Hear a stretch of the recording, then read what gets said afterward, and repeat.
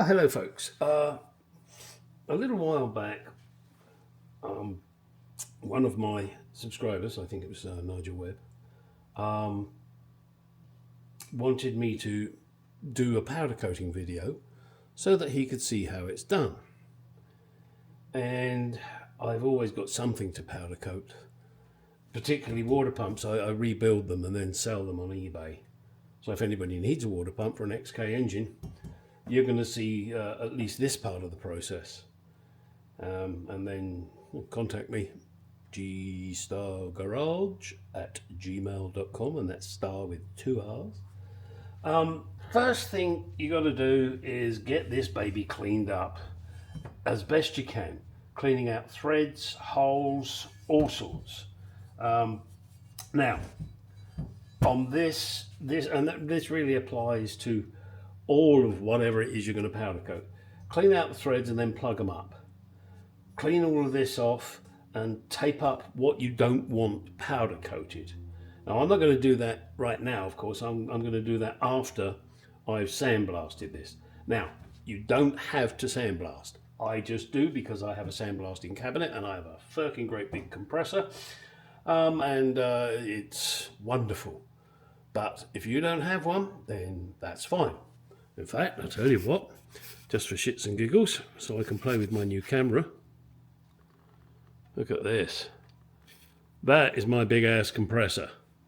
Yeah. It's a Harbour Freight job. Yeah, I buy a lot of shit from Harbour Freight. Not Precision Tools, but I buy a lot of stuff from Harbour Freight because it's worth it. It really is. And no, they don't pay me to say this shit. All right, let's go back to where we were. Zip. Zip. Look at that. Don't you just love this camera?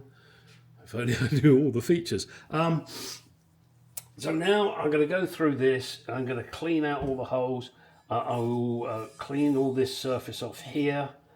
I'm going to do that with a sander because I want to get it flat, or as flat as I can.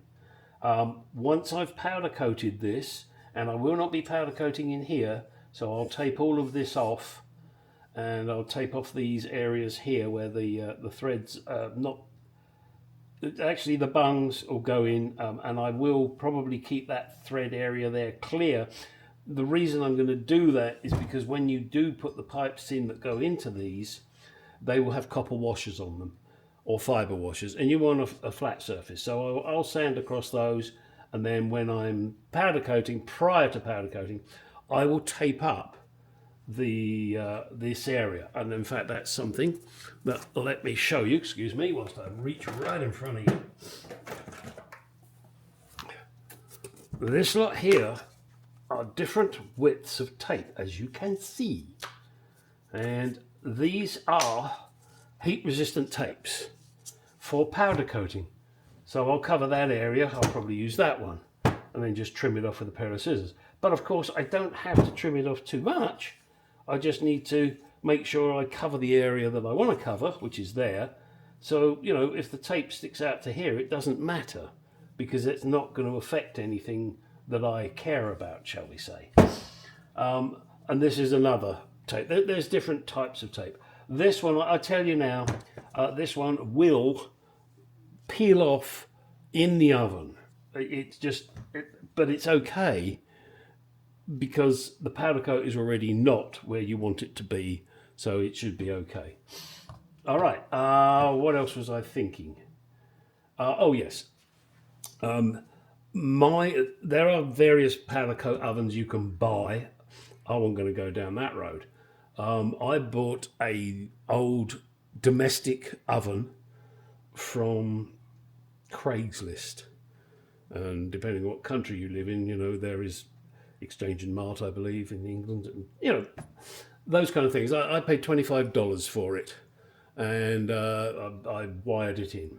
Now, okay, I'm an electrician of past life, one of my jobs, so you know, it's perfectly safe. Then you can get these little toaster ovens, and obviously it all depends on the size of whatever it is you're powder coating. For me, this large oven was worthwhile because I do some reasonable sized pieces. When you're restoring a car, you'll suddenly find, doing something like this in a toaster oven, you see, you might be able to do it. Debatable. Oh, damn, I got a sneeze building, sorry. Now, yeah, I could edit that out, but I'm not going to. Too much effort. What else is there to say?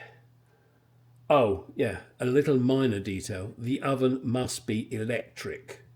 You cannot use a gas oven. If you try using a gas oven, it will affect the powder coat. It's not because of the heat, it's because of the fumes that are in the gas, so you can't do it. Now, I get all of my materials, powder coat, etc., from a company called Caswell, and you will find them online and just type in Caswell plating, I think it is, and I'll put a link in the description so that you can go to their website and see the shit they've got. I did buy my powder coat gun from Eastwood, but I'm sure they're available elsewhere, probably even Harbour Freight. I haven't looked. My gun is getting old now, so I may well have to get another one. All right, now let's get on. I will now clean this up, sandblast it, and show you the process I use once it's sandblasted. There you go. Back in a second. Okay, here is the pump now, and I've given it a jolly good blasting. My plan now is to go over these areas with some sandpaper first of all. Then I will clean it with brake cleaner. After I've done that, I'm going to put in some JB Weld, which is a very good bonding material. I probably don't need to, but I'm going to. Just to fill in some of these little holes. And then powder coat it on top of that. I will be sanding this area here to make sure that's perfectly clean and flat. Prior to powder coating, I'll be putting in these special little bungs that fit in the holes so that you don't get powder coat in the threaded holes. You really don't want that. And there are the smaller ones. Hang on, let me turn it over. I've got these bungs here for the various holes. That one for that hole, that one for that hole, and where the fuck did this one go, Gary? Aha. Hang on a second, let me flip it round, and that goes in here. That keeps, oh, actually no, I'm going to do that, sorry. I wasn't going to put that one in, but I am now because the powder coat will go in there and I don't want powder coat inside. The bore looks pretty smooth to me. Might be there's just a little mark there, which I'm going to deal with because I don't like it. Simple as that. Then, once that's done, we can powder coat it. And this is a C14944, the standard one for a Mark II Jaguar. And do remember, guys, if ever any of you want these, I do them for $100. That includes the kit. I have to get the kit, so, it's not like it's a 2-minute turnaround. I don't have any of these sitting on the shelf. I prepare them and make them and do them as I receive the request. And it's, as I said, the kit is over $50, and I just charge a sensible amount, or in fact probably less than I should, but you get it for $100 plus shipping. And the kit, just in case you weren't aware, didn't see it in a previous video, comes with a new impeller, a new shaft, a gasket, and a new seal. That's what the kit comes with. That's what I install, and that's what you get. This is powder coated, and on the inside here I give this coating of Gliptal to aid flow and also prevent the antifreeze, etc., from seeping into this area. Does it matter? No, of course it doesn't, but I just like to do it. A, it looks nice, and B, I think it's useful. It helps the flow. Okay, let's get on and get this powder coated. Here is the pump, as you saw previously, blasted. I've now done the JB weld around here and around here. I'll let it set, then I will sand it down using some band sandpaper that I have. I've got the plugs in ready to powder coat it, and I have also coated the area I don't want to get any powder coat. Got to let this now set overnight, and then tomorrow powder coat this, and I'll show you it once it's powder coated. And this is what I do to all of my water pumps. So if you want to buy one from me, this is the type of stuff you're going to get. And then I'll flip it once it's powder coated and cooled and dried, and then do Gliptol on the inside. Once I've done that, then I will install the kit, and I will show you all of this.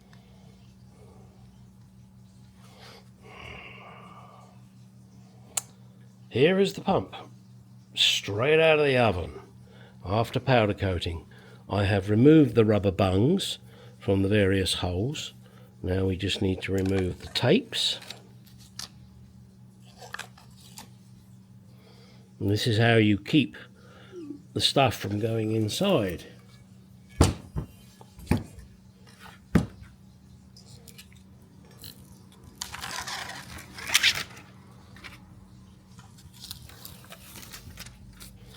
There, look at that. Isn't that fucking beautiful?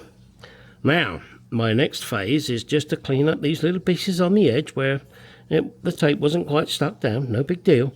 Then I will paint here with the Gliptol, and here, and down in here as far as I can get. I've got to be careful. I don't want to get it in here because of the shaft going in there.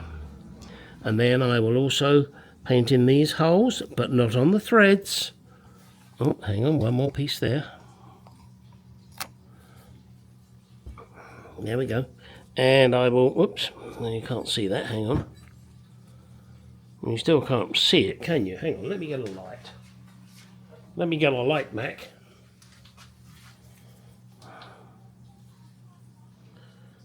So you can see, hopefully you can see, I don't know if you can. Yeah, I can. Can you?